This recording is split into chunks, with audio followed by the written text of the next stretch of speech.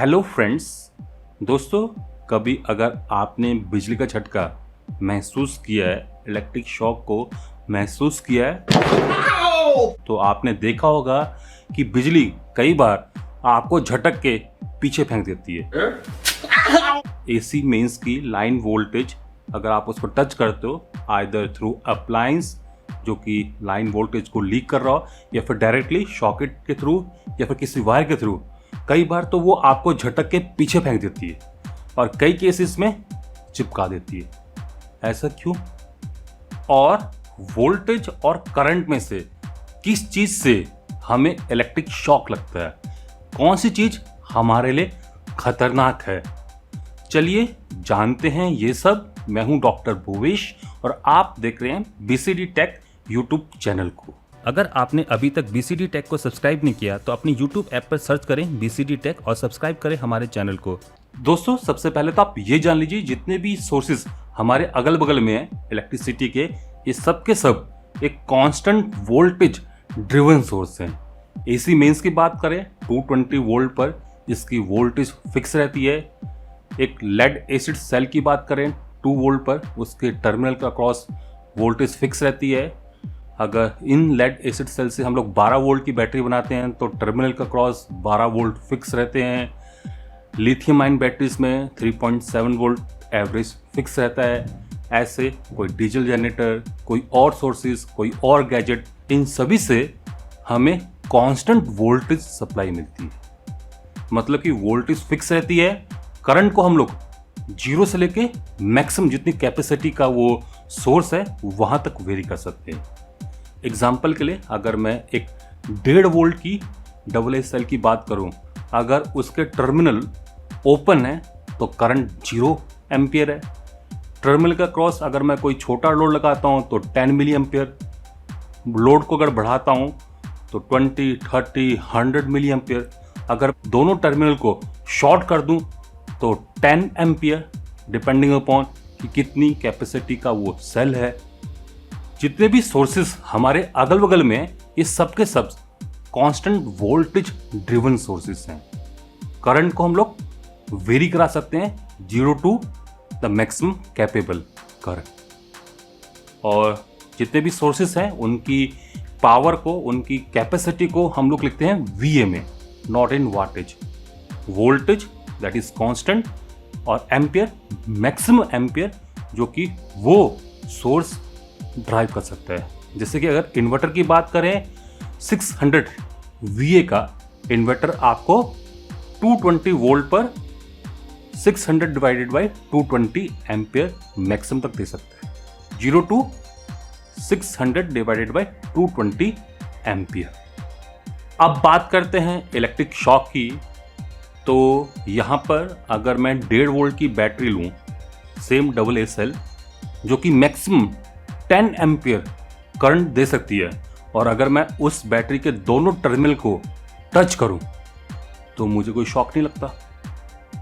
जबकि एक मॉस्किटो जैपर, जिसको मच्छर वाला बल्ला बोलते हैं, बैट बोलते हैं, उसके जो 2 इलेक्ट्रोड्स हैं बल्ले के ऊपर, अगर मैं उनके बीच पोटेंशियल देखूं तो वो 1000 ऑफ वोल्ट्स होता है। अगर मैं वहां पर अपनी उंगली से टच करूं तो मुझे हल्का सा शॉक लगता है।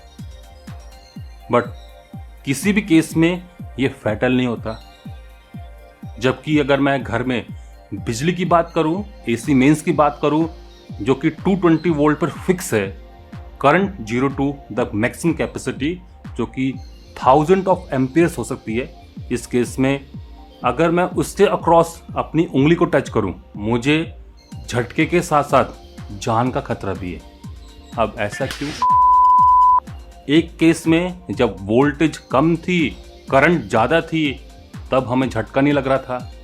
एक केस में जब वोल्टेज बढ़ा दी, करंट कम है, हमें झटका लग रहा है, बट वो फैटल नहीं है। और एक केस में जब वोल्टेज कहीं 220 वोल्ट पर लाई कर रही थी, करंट काफ़ी ज़्यादा हाई थी, वहाँ पर अगर मैं टच कर रहा हूँ तो जान के खतरे बन रहे हैं। तो ऐसा क्या है? क्या वोल्टेज या फिर करंट हमारे लिए खतरनाक है? इसको जानने के लिए हमें वोल्टेज करंट के साथ साथ रेजिस्टेंस को भी जानना होगा। According to Ohm's law, current और रेजिस्टेंस का प्रोडक्ट हमेशा पोटेंशियल के बराबर होता है। अगर दो पॉइंट के बीच में रेजिस्टेंस R है, करंट I फ्लो कर रही है, तो voltage drop across that 2 point ये होगा करंट इनटू R। इसका मतलब दोस्तों ये हो गया कि वोल्टेज और करंट आपस में लिंक्ड है विद रेजिस्टेंस। तो सबसे पहले दोस्तों हम लोग जान लेते हैं हमारे शरीर का रेजिस्टेंस कितना है। जनरली जब हम लोग किसी AC मेंस को या फिर किसी वोल्टेज सोर्स को टच करते हैं तो हमारी जो स्किन है वो कांटेक्ट में आती है, और depending upon ambient, depending upon कि आप कहाँ रहते हो, डिपेंडिंग अपॉन कि एयर में कितना मॉइस्चर है, आपकी स्किन सूखी है कि गीली है, रेजिस्टेंस हमारी स्किन का वेरी करता है। और इवन डिफरेंट पार्ट्स पर डिफरेंट रेजिस्टेंस पाया जाता है। मैं स्किन की बात कर रहा हूँ, इंटरनल ऑर्गन्स का resistance as compare to skin अलग होता है, काफ़ी कम होता है। अगर आप एक 1.5 वोल्ट के बटन सेल को अपने हाथों से टच करते हो तो आपको कोई सेंस नहीं होता, बट सेम सेल को अगर आप अपनी जीभ पर रखते हो तो आपको सेंस, हल्का सा सेंसेशन होना शुरू हो जाता है। इसका मतलब दोस्तों ये है कि जीभ का जो रेजिस्टेंस है वो कुछ अलग है as compare to your fingers. Generally जो स्किन का रेजिस्टेंस होता है वो 500 ओम से लेके कुछ किलो ओम्स, कुछ मेगा ओम्स तक हो सकता है। तो यहाँ पर समझने के लिए मैं ले लेता हूँ हमारे फिंगर्स का resistance at a particular moisture level, at a particular dryness या फिर मॉइस्चर, ये 100 किलो ओम है। अब अगर मैं चाहता हूँ कि मेरे इस फिंगर से अराउंड 1 मिली एम्पियर का करंट फ्लो करे, तो मुझे इस फिंगर को वोल्टेज सोर्स के बीच में डालना होगा, सो डैट कि करंट किसी एंड से एंटर करे और किसी एंड से एग्जिट कर जाए। या फिर मुझे AC मेंस में लाइन वोल्टेज को टच करना होगा, ताकि लाइन वोल्टेज मेरे इस फिंगर से ट्रैवल करती हुई मेरे शरीर से, और बाद में अगर मैं किसी ज़मीन से टच कर रहा हूँ, मेरे पैर, मेरे कोई बॉडी का और पार्ट, मतलब स्किन का कोई और पार्ट, तो करंट उस पाथ से फ्लो कर जाए। तो यहाँ पर करंट को फ्लो कराने के लिए मुझे अपने शरीर को उस करंट के अक्रॉस रखना होगा। तो आइदर मैं लाइन और न्यूट्रल दोनों वायर को टच कर लूँ, या फिर मैं लाइन को टच कर लूँ, लाइन वोल्टेज को टच कर लूँ और मेरे पैर ज़मीन को टच कर रहे हो, या फिर मेरा कोई बॉडी पार्ट ज़मीन को टच करो। तो इस तरीके से एक सर्किट कंप्लीट हो जाता है। और ऐसे केस में लेट्स सपोज मेरे जो part across the line voltage आ रहा है या फिर किसी वोल्टेज सोर्स के अक्रॉस आ रहा है, उसका रेजिस्टेंस 100 किलो ओम, और मैं चाहता हूं कि 1 मिली एम्पियर करंट मेरे शरीर से फ्लो करे। तो in that case according to Ohm's law potential कितनी होनी चाहिए? V is equal to IR। I है 1 मिली एम्पियर का रेजिस्टेंस मैंने कंसिडर किया हुआ है, इट इज 100 किलो ओम। तो कितना हो जा रहा है? 100 वोल्टेज। तो 1 मिली एम्पियर को मेरे शरीर से फ्लो कराने के लिए मुझे 100 वोल्ट देने होंगे if the resistance of the skin at that path of the current is 100 kilo.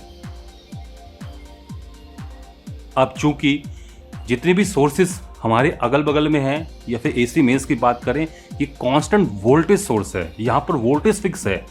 AC mains की RMS वैल्यू है 220 वोल्ट, जबकि पीक वैल्यू है करंट की, अगर आप √2 से इसको मल्टीप्लाई करोगे तो अराउंड 310 वोल्ट आएगी। मतलब कि AC मेंस, जिसको हम लोग 220 वोल्ट बोलते हैं, एग्जैक्टली में जब हम लोग इसकी कैलकुलेशन करते हैं फॉर इलेक्ट्रिकल शॉक कैलकुलेशन, तो हमें वोल्टेज 310 रखनी होती है, लेनी होती है। तो अब सेम कैलकुलेशन करते हैं। अगर हमारे शरीर का रेजिस्टेंस 100 किलो ओम है और 220 वोल्ट RMS की AC, मतलब कि 310 पीक वोल्टेज की AC हमारे शरीर से पास करती है, either by touching a line wire और ग्राउंडिंग थ्रू माई फीट, तो इन दैट केस जो करंट है वो हमारे शरीर से कितनी फ्लो करेगी, 310 divided by 100 kilo ohm, that is equal to 3 milli amps. अगर रेजिस्टेंस को मैं 10 किलो ओम कर दूं तो 30 मिली एम्प्स हो जाएगी। अगर मैं रेजिस्टेंस को 1 किलो ओम कर दूं तो 300 मिली एम्प्स हो जाएगी। और अगर मैं रेजिस्टेंस को 100 ओम कर दूं तो 3 एम्पियर्स हो जाएगी। तो depending upon the resistance, the skin जो कि कांटेक्ट में आ रही है, द टोटल पैसेज जहां से करंट फ्लो कर रहा है, अगर वो रेजिस्टेंस कम है because of the ambient environment, तो करंट हमारे शरीर से ज़्यादा फ्लो करना शुरू कर जाएगी। और अकॉर्डिंग टू साइंटिफिक डाटा, अगर ये करंट 1 मिली एम्पियर है, 1 मिली एम्पियर, तो आपको हल्की सी सेंसेशन होगी, झंझनाहट होगी। और अगर ये करंट बढ़ के, डिपेंडिंग अपॉन द रेजिस्टेंस, अगर रेजिस्टेंस कम मिल रहा है करंट को, अगर ये बढ़ के 5 मिली एम्पियर हो जाए तो आपको एक बर्निंग सेंसेशन होगी। आपका जो स्किन है, अगर आप हाथ से टच करो तो आपका हाथ झटक के पीछे आ जाएगा। अगर ये करंट 6 to 30 मिली एम्प्स हो जाए तो ऐसे केस में आप अब बच नहीं सकते हो। अब एसी मेंस है वो आपको जाने नहीं देगी, आप उसके साथ चिपक जाओगे। और कहीं करंट 30 मिली एम्प्स से 100 मिली एम्प्स के बीच में हो जाए तो ऐसे केस में काफ़ी खतरनाक दर्द हो सकता है। और सबसे बुरी बात कि जो हमारी मस्कुलर मूवमेंट है वो इलेक्ट्रिकल सिग्नल से कंट्रोल होती है, हार्ट की जो बीट है वो भी इलेक्ट्रिकल सिग्नल से कंट्रोल होती है। तो ऐसे केस में ये जो करंट फ्लो कर रही है ये इनके साथ इंटरेक्ट करती है, तो हमें इतनी करंट में पैरालिसिस हो सकता है, हमारी हार्ट की जो धड़कन है वो बदल सकती है, और इससे ज़्यादा करंट पर तो मौत निश्चित है। आपको दिल का दौरा पड़ सकता है, आप पैरालाइज हो सकते हो और इवन फ्राई हो सकते हो। और सबसे बुरी बात यहाँ पर यह है कि जब एसी मेंस हमारे शरीर से फ्लो करती है या फिर कोई भी वोल्टेज, तो वो स्किन को बर्न कर देती है जहाँ से वायर टच कर रही है। तो ऐसे केस में जब हमारे इंटरनल ऑर्गन्स डायरेक्ट वायर के या फिर अप्लायंस के बॉडी के टच में आते हैं, तो because of low resistance value of internal organ या फिर इंटरनल स्किन, करंट और ज़्यादा फ्लो करने शुरू हो जाती है। तो ऐसे केस में अगर इनिशियल करंट हमारी 6 मिली एम्पियर्स थी ड्यूरिंग द शॉक, एंड उसके बाद जहाँ पर वायर टच कर रही थी, जहाँ से शॉक लग रहा था, अगर वहाँ की स्किन बर्न करके वायर अंदर की मसल्स तक चली जाती है, अंदर की स्किन तक चली जाती है, ऐसे केस में करंट और बढ़ जाती है। तो जो कंडीशन पहले नॉर्मल थी, हालांकि नॉर्मल तो नहीं कहेंगे, बट अब ये कंडीशन मोर क्रिटिकल हो जाती है। अब आपके समझ में आ गया होगा कि क्यों कई केसेस में जो बिजली है वो हमें झटक के पीछे फेंक देती है, और कई केसेस में ये हमें चिपका देती है, और कई केसेस में ये फैटल हो जाती है। अब बात करते हैं कि क्या वोल्टेज से हमें खतरा है या फिर करंट। इसको समझने के लिए दोस्तों हम लोग एग्जाम्पल लेते हैं वही पुराने मॉस्किटो जैपर की, मतलब कि वो मच्छर मारने वाले बल्ले की, जिसमें हमें अराउंड 1000 ऑफ वोल्ट्स मिलते हैं, जबकि करंट अराउंड कुछ मिली एम्पियर्स होती है। तो यहाँ पर जो पावर रेटिंग है उस अप्लायंस की, उस गैजेट की, ये इम्पॉर्टेंट होती है।